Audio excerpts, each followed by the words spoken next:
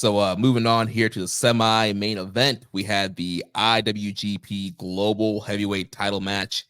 David Finlay defeats the wanted man Nic Nemeth to become the new and two-time IWGP Global Champion.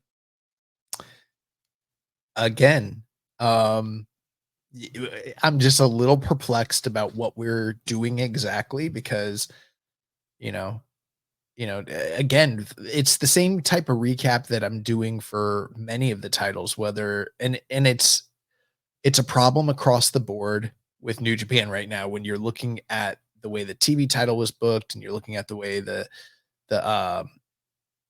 tag team titles were booked and this belt in particular as well. And you're like, there's a lot of flip flopping going on. I know that there were those rumors that people have, it's been the scuttlebutt and people are talking about, different major players from outside that were these Western stars like Nic Nemeth. And the rumor was that there were certain concessions that needed to be met in order for them to, come work New Japan or whatever. And I'm not saying that's the case. I don't have confirmation on that, but a lot of other, people have talked about it and it's out there. People, have speculated. And I am just wondering, like, is this the whole run? Like, this guy won the title from Tanahashi, or I'm sorry, won the title from David Finlay after David Finlay had just won it at Wrestle Kingdom, and then turns around and has the one match with Tanahashi, and then the next night drops it back to David Finlay. I don't know. And looking at the booking here, I'm like, did we sacrifice Suji so that David Finlay could turn around and beat Nic Nemeth? That's just strange to me. You know what I mean? Like, Yeah. Well, and I feel like they wasted the whole momentum they built with Finlay. Like, his big screen says Goat Slayer. He was a guy that beat Will Ospreay and got Will out of the company twice. And I know that Hikuleo and Eddie Kingston are quote unquote responsible for Jay White leaving, but Finlay was the last guy that attacked Jay White before he was done with New Japan. So that they've given him all these kind of big moments. He took Jay White out. He beat Will Ospreay twice on the way out. Like they positioned him as a top foreigner, and then they blew that all away just because former WWE, Nic Nemeth comes in. We have to push him, and you have him beat the guy who beat your top foreigner, and then he barely works any dates. He has this, allegedly this contract where he has to face Tanahashi in the title events first. Like, if he was just going to lose, why couldn't he just defend against Ishii? He would have been at least V2 in Chicago. It's like there's just so many questionable booking decisions with all these guys like Nemeth and Riddle. Did you see his promo the night before? With post match? Yeah. I don't think so. So he started saying a lot of really promising things, which, if I got worked, sure, work me, brother, whatever. But he was talking about like how, a lot of people had said a lot of things about his title reign and his title win and made a lot of, assertions and speculations. And he was like saying that he was here to stay. Like, that's how much respect he has for this company and for this belt, and that he doesn't plan to just, he wants to turn it into a global title. He has plans to defend it abroad, take it with him, work in other places. And all he was first waiting for was the initial defense against Tanahashi. And after that, sky's the limit. And he also said that he's like planning to sign with New Japan. Like he kind of threw that in there too, which is funny because I've heard him talk in other, I've seen excerpts from podcasts that he's done where he was like, I was in WWE for 19 years, signed there, and I don't want to be signed anywhere. I want to have the freedom to like kind of come and go and do what I'm doing, which good on him. But then in this promo, he basically said like that he was ready to make a commitment to New Japan, and that threw a little bit of like, alarm bells. And lo and behold, turns out the next night he loses, and it feels, I don't know, we don't know, but it feels like this is the end of his run, which I'm like, is this what we were doing? People can say all they want about New Japan getting hoed by AEW, And trust me, I'm right there with you. There's definitely issues with that, with the power dynamics of that relationship. But the one thing that New Japan has never failed to do, especially under Gedo, is bend over backwards when it comes to ex WWE stars who hit the free market. And they've shown this time and time again that they're willing to just bend over when it comes to these dudes. And that's what they did here. They like brought a bunch of ex WWE guys in for very short term deals that I'm sure were not small money deals, and give them every concession in the world. And it didn't turn business around. It didn't boost things. I don't know what the, I can't say, I don't have the numbers, but we can look at the attendances, and they're not what they need to be, especially on for this tour in particular, where Moxley and Nic Nemeth are the guys headlining. And it's a shame. Yeah. And you look at the US business, I mean, I'm sure Windy City Riot would have draw the same without Nemeth and Ali on those cards, And Riddle. uh, and Riddle. Because Um, I mean, I don't know. I feel like Nic Nemeth might have helped a little bit there, but that's a different market too. right. I feel like Chicago was all in on Moxley and Naito as that big title main event.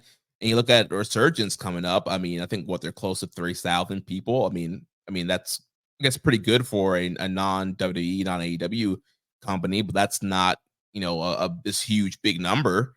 You would think if you're bringing all these big US guys that you would get more people. I do think that they're close to a sellout for that building, though, Mhm. or at least for the setup that they have. I could check with WrestleTix, but I think it's a successful show, for what it is. But at the end of the day, I'm just wondering, like, from a booking perspective, like, to turn around and let these guys come in, have these brief matches. The matches were not blow away.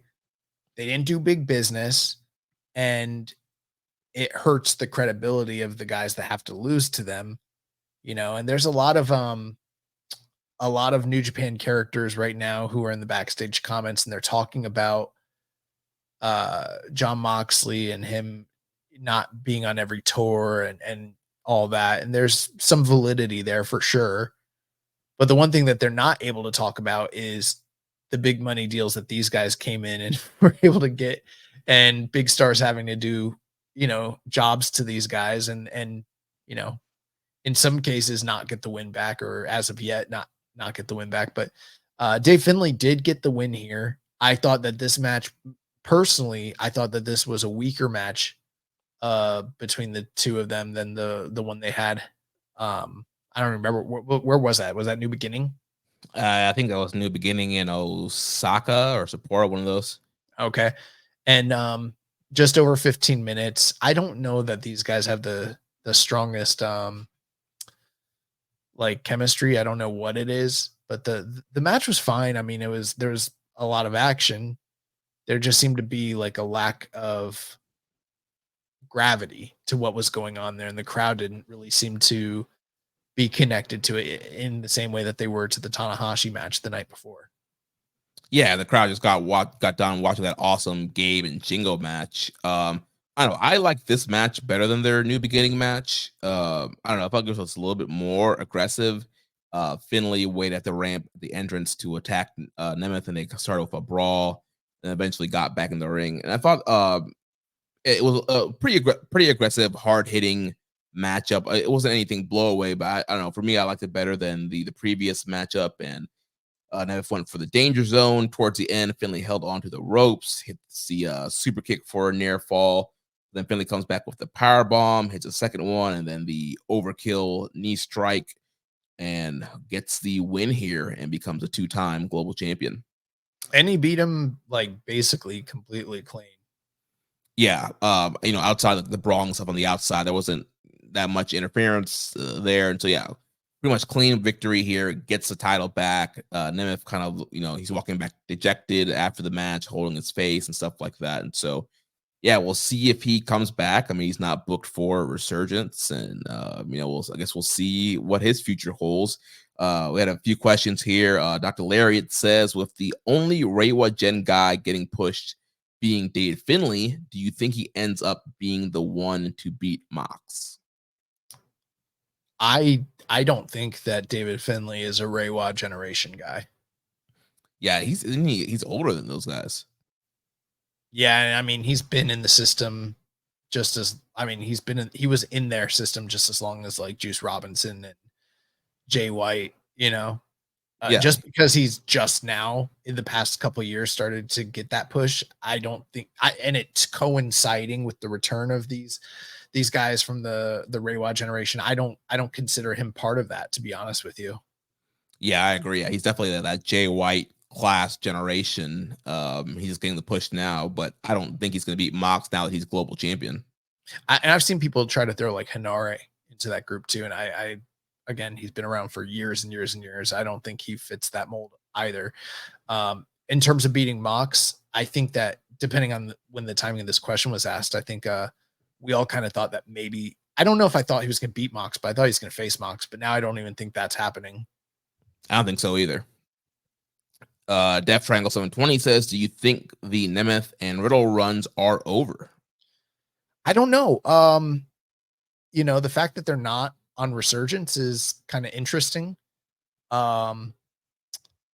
Riddle seems to be primarily working for MLW in terms of like home promotion, and then Nic Nemeth's home promotion is primarily Impact at this point. Dave had said that Riddle was expected to work more shows for New Japan at one point, and I don't know how valid that is. Mm-hmm. Usually he's right, but I don't know. To me, it feels like they both might be done for now, which is interesting because I've heard speculation from people talking about like, whether or not Nic Nemeth was going to do G1 and stuff like that. And I'm like, I don't think he's doing G1. I don't think he's coming back, honestly.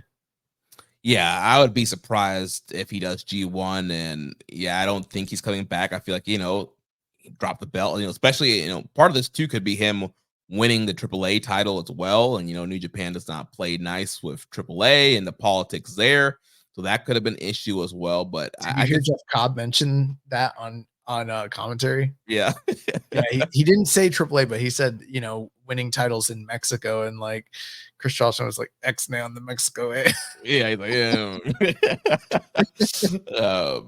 So I'm sure that also play into it maybe.